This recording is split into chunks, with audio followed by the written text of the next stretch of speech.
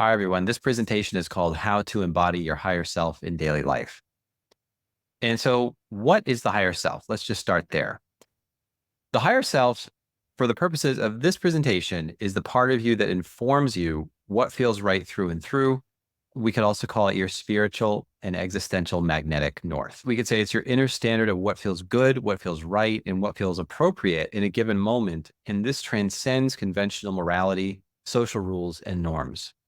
So this could mean that if all your friends want to do one thing and you don't, something and you said, no, I shouldn't do that, then that's where that's coming from. You could say it's where your conscience lives. It's the part of your mind or soul or individuated being that is already one with all that is, spirit, divinity, or the greater reality.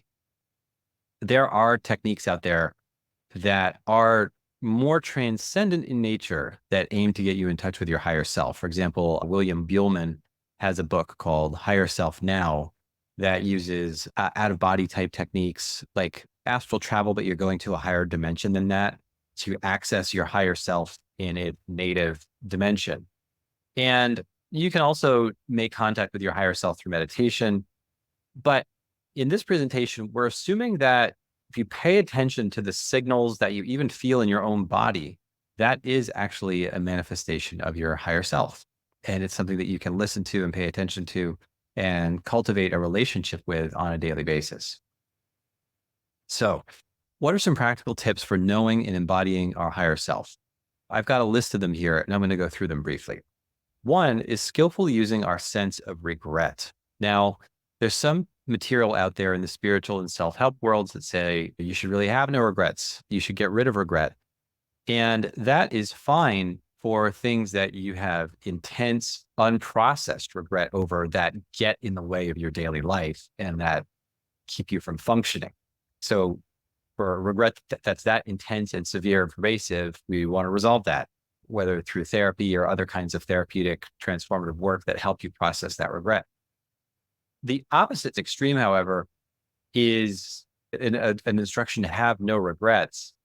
It's a little bit hard because if you are in touch with yourself, then you know what feels good and you know what doesn't feel good. And if you keep doing things that don't feel good to you, or you keep making decisions out of a sense of unconsciousness or addiction, or if you keep making decisions that ultimately don't serve you, regret is actually the emotional sense that you have that tells you, hey, this is not good, or we don't want this. And so the more we're tapped into the sense of what feels right through and through, that kind of branches out into regret in some way, if we go against it, the more we're tuned into that, the more we can live a happy life and regret less things at the end of our life. The principle here is treating regret like it's a real thing, because it is. There's things you can read in self-help books, and then there's how people actually feel when they're close to death, which is that they either are happy with their lives or they have lots of regrets, things that they have lost the opportunity to do in this physical lifetime. That's what I mean by skillfully using our sense of regret. We don't want to, if we have an intense regret that keeps us non-functional, then certainly we want to process that and resolve it and do things differently going forward and feel confident about that. But in terms of just our day to day, being in touch with our sense of regret and things that we don't feel good about, that's actually part of our higher self. That's actually us being tuned into what feels right through and through, which is synonymous with the domain of our higher self. So number two, recognizing lies and micro lies to ourselves. A lie or a micro lie basically means that we are telling ourselves that we like something when we actually don't, that we prefer something when the truth of the matter is we don't prefer it. We try to tell ourselves that something is good for us when it's not. And the part of us that knows that something isn't good for us, that is the standard of truth, you could say. And if we go against that, then we're lying to ourselves. That would be a lie, or because a lot of these lies are subtle, that's what I'm calling micro lies. We commit micro lies to ourselves, and in doing so, we go against our higher selves. When you can recognize when you're lying to yourself, and you can say, hey, what's actually the deepest felt truth of this situation for me? How do I want to be in this situation? What do I feel is the right way to move forward? Or what do I actually want? if you can really feel into that, then that can keep you recognizing those lies and micro lives and not do them to yourself. Number 3, recognizing recurring opportunities and life lessons. So what that would mean is, let's say that you had some inclination to start a project or getting a new job or starting a business or starting a relationship with somebody or whatever it is. The opportunity comes into your awareness and you say, that'd be nice, but I just got this other stuff going on, or, oh yeah, that'd be scary, right? Or I don't know how this is going to go. Maybe I'll just play it safe. And you put it to the side, and whether by synchronicity or just your own inner feelings, something just keeps coming up and coming up again and again. And that same theme keeps repeating in your life. To actually be attuned to that and to pay attention to that and move forward with what this recurring theme or lesson or opportunity is, that is a way of being in touch with and embodying your higher self. Because there's 2 parts to this. One is that the theme recurs, and the other is something in us lights up. And it's like, oh yeah, that would feel really powerful to do that, or that would just really fuel me and make my life feel more meaningful and fulfilled and so forth. So that's the third thing, recognizing recurring opportunities and life lessons, and ultimately following those opportunities and life lessons that feel right through and through. Okay. Number 4 is knowing when we are deferring power. So this is a big one, especially in spiritual communities, because we can meet a teacher, a guru, a spiritual guide, a mentor, and so forth, that we feel or believe, let's say, knows more than we do about a specific thing. And look, there's nothing against subject matter experts or people who are developed in their field of expertise. There's subject matter experts in every field and people that are competent and who are knowledgeable on a given subject. Okay, so that exists. But we can take into consideration somebody's point of view or weigh somebody's point of view a bit more strongly than somebody else's, though at the same time not completely defer our power or our decision-making capacity onto that person's discernment or their intuition or their spiritual insight that we believe they have. So deferring our power means that we're giving up our own capacity for discernment, but we're putting it onto the other person. So whatever they say we should do with our life, that's what we're going to do with our life, because our moral standard is tacked on to that person's mind, I guess you could say, or that person's intuition and critical thinking capacities. And so we're not developing our own muscles in that area if we do that. And what ends up happening in that kind of setup is that eventually we learn that teacher, guru, spiritual guide, mentor, and so forth is not perfect. Far from it. They're a flawed human being just like anybody else. They might be more developed in certain areas, and they still have their things to work through. They still have their blind spots or what's commonly called shadow side, or their traumas, triggers, you name it. And sometimes they're just completely oblivious to that. Or in the case of some teachers and gurus, they keep themselves insulated in a community where they really don't get feedback from people who are going to be honest. And so in that kind of setup, it becomes very easy to get entrenched in that mechanism of everybody deferring power onto the teacher or the guru. And again, it's like when they're using their muscles all the time and people are depending on that, it means that the muscles of the group to make their own decisions and life choices start to atrophy.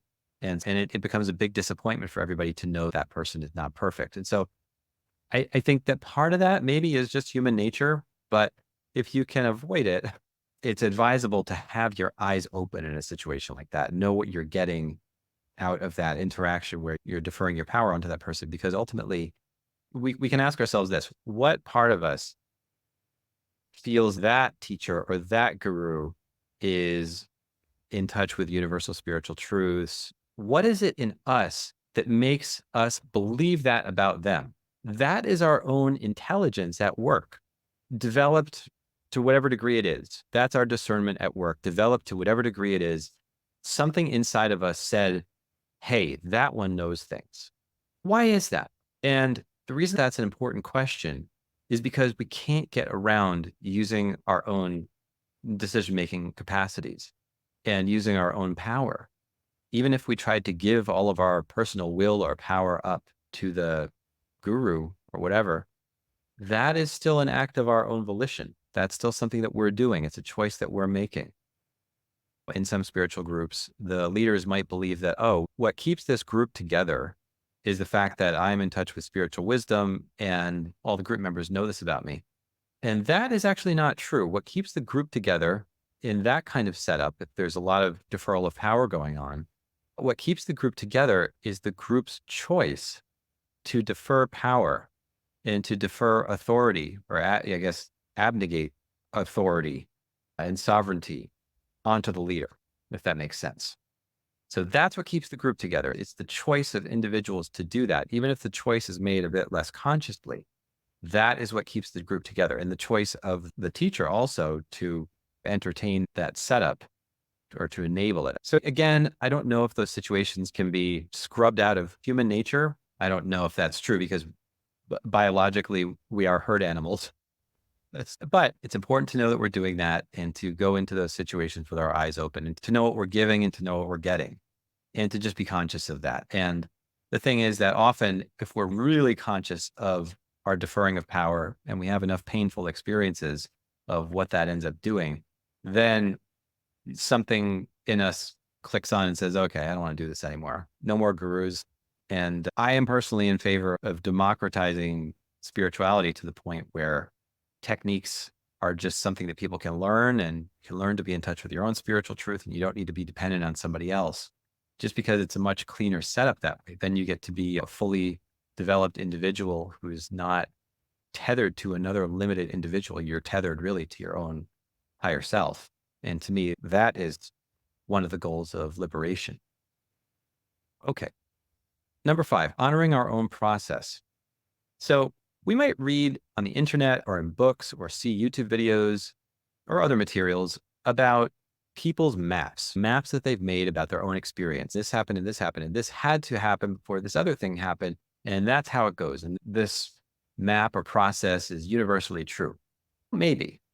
But I think it's important to just hold that lightly and to honor your own process because different people have different maps. There are some general principles that apply in the process of awakening, although everybody's experience is different and everybody has different kinds of awakenings at different times because we're all unique individuals. And we could say our individuated essence is what ultimately matures and goes through an awakening process. And again, because we're all different, it happens differently. And that's just how it goes. So it's important to honor your own process and to just follow the breadcrumbs of your own process instead of trying to just superimpose somebody else's map onto you. Again, we can have a sense that somebody else is developed along a certain line. We can weigh their point of view a bit more seriously than we would other people's. But at the end of the day, it just comes back to, I know I've said this a lot already, but it comes back to what feels right through and through, like what feels right in our bones or what feels right at that deepest level of being that's hard to convey. And that's what honoring our own process means. It's like, well, yeah, I like a lot of what this person says, but in order to get their teachings, I have to join a whole order or a whole secret thing. And it's ultimately not worth the trade, right? So I can incorporate some of their teachings into my own process, but ultimately I'm my own person and I've got my own path going on here. Okay. Even if you're in a tradition like Buddhism or Advaita Vedanta or Christian mysticism, and I know people personally who are in those various traditions, they're all unique. Virtually nobody I know has gone through the exact same path, again, because we are all different. We're all hooked up differently. There are general principles in awakening. For example, we can make a distinction between qualities of being that seem to be more fundamental in steady state and qualities of being that move and shift around, like the normative levels of the mind-body system, thought, emotion, energies moving through our system, our physical body sensations, our breath, our blood, our life experiences, all this moves and shifts. And then there's a dimension of being that does not move. Or we could say broadly, a domain of being that does not move. And even though people say that that doesn't have any qualities, let's just say that there's a qualitative dimension to it enough such that you can tune into it. You can know that you're tuning into it. And the more that you tune into it and sink into it and really let it touch every aspect of your mind body system, that is what allows us to stabilize an awakening. That's a big aspect of that process. So, number 6, recognizing when our outfit is too small. Essentially, what that means is recognizing when you've outgrown the group that you're in, the spiritual paradigm that you're in, or that you've taken to be true. It's important to recognize when you've outsized it, basically. When you've given all that you can give, you've gotten everything that you can get out of that specific line of knowledge or group or community or paradigm, and when it is time to move on in whatever moving on means to you. And tuning into our sense of what feels right through and through, that kind of ineffable inner sense, that is what brings us to the next stage, which our intellect does not know in advance. So I think that's maybe one of the most unsettling or anxiety provoking aspects of spiritual evolution, is that our intellect does not know where we are going to go in advance. Most cases, most of the time. Sometimes we have precognitions or insights, foresight, that sort of thing, visions, but most of it's unknown, right? We're all sort of in the fog of Maya over here, and that's just how it goes. So recognizing when our outfit is too small. Again, when you've gotten all you can get or given all you can give, um, in the specific context that you're in. And when something inside of you feels like you have outgrown it and it's time to move on to something else. And that doesn't mean that because you've outgrown it, it's objectively bad or wrong, or that you're hurting anybody by feeling that way internally. It just means that it's not a good fit for you anymore. And that's all it means. That's all it has to mean in order for you to feel free enough to move on, do something else. All right. Number 7, knowing the price in both directions. So look, whatever we decide to do in terms of a major growth opportunity, again, whether it's starting a new project that we feel passionate about, that gives us a deep sense of meaning, but that's also scary. The price is that there's uncertainty. Same thing with starting a new relationship. Same thing with, I don't know, building a business. Same thing with starting a new job or leaving a job or leaving a spiritual community or starting a spiritual community. Everything comes with a price. There's a personal development teacher named Jim Rohn, who was very popular in the 80s and 90s. It's Tony Robbins' mentor. He said, there's the pain of discipline and the pain of regret. Discipline weighs ounces and regret weighs tons. So I guess that circles us right back to number 1, our sense of regret. But the price is what? Is discipline, it's uncertainty, it's obstacles along the way. But generally, when we're moving in a direction that we could say is aligned with our higher self, and when we say our higher self, that really means the whole higher self of humanity. Okay. I'm just going to put that out there. And again, that's my spiritual paradigm. You can see if that resonates with you. But when we align with our higher self, it's really a synchronization of our own microcosm with the macrocosm of the deepest spiritual essence of humanity. If we all followed our higher self inclinations, then we would all be living much better with one another. We would sort things out. Any kind of engagement would be made in good faith. We would innately care about people and not value one group of people over another group of people. And the list goes on. So that's what that means, to align with our higher selves and to have an inclination to move forward in one direction or another, right? It's important to know what the price is in both directions. Okay, if I go ahead in this direction, what'll that mean? Well, I'll be anxious. What if I don't do this? Well, I've told myself so many times that I was going to do this thing, and fear has gotten in the way each time. And I'm really starting to have this sense of anxiety and like existential dread showing up in my life. Maybe it's because I just haven't done this thing that I've always wanted to do. So that's the price of not doing it, is existential dread, regret, and eventually it becomes a regret that can weigh tons. And the price, again, it's self-discipline and facing the anxiety of uncertainty. In some people's life situations, there might be a lot more than that. There's other things that will come with that decision that will not feel good at first, or that will not be pleasant. But in the end, you'll feel good about it. You'll thank yourself that you made that decision, and your future self will thank you. Another self-help author that I've read over the years, and I like a lot of the things that he said. is Brian Tracy. He said, time is going to go by anyway. The time is going to go by anyway. Sometimes people say things to themselves like, if I wanted to do this project, that could take 5 years. What else are you going to do in 5 years? The time's going to go by anyway. We have a limited amount of time here. Just recently, a few people that I went to high school with who were in their early 40s passed away. It's so sad. And these are very warm, loving people. And we don't know when that's going to happen. So this all leads into this last item here, which is the rest of your life question, which is one of the ways to know your higher self is to say, if I were moving in this direction for the rest of my life, exactly as I am, or in this area, how would that feel? Ugh. I don't want to do that. Okay, that would not feel good. I would have a lot of regrets. Again, going back to number one.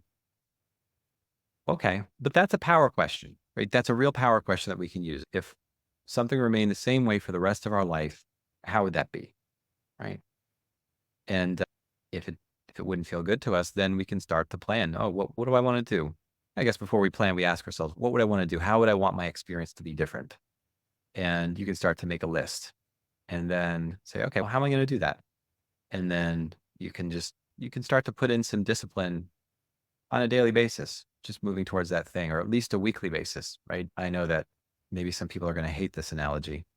This is something that I learned of all places from a pro bodybuilder because he had said that people would ask him, oh, what makes you so successful? And I just have a checklist and I go through that checklist every day and I do that checklist every day.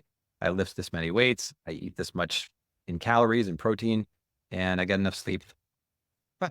That was like pretty much it.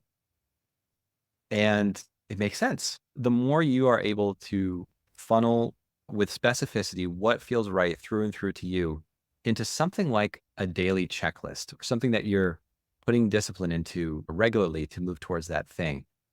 That's really what life success is. And I guess the other side of that is knowing what resistance you come up against and doing your best to resolve that. To me, that's the real practical. I know it sounds boring, but honing what feels right to you through and through in these different sub areas of your life. And then to quote meditation teacher Alan Chapman, it's like you take what's upside down and you turn it right side up. What feels off, you do things differently so that it starts to feel right through and through. If you've been really anxious about something in a way that's been debilitating to you, maybe it's time to get therapy. If you're at a job that you don't like and it's been that way for years and you're experiencing existential angst and you're starting to feel it with physical symptoms, maybe it's time to do something different. In any case, I hope this has been useful to everybody here. And if you have any questions, feel free to leave them below.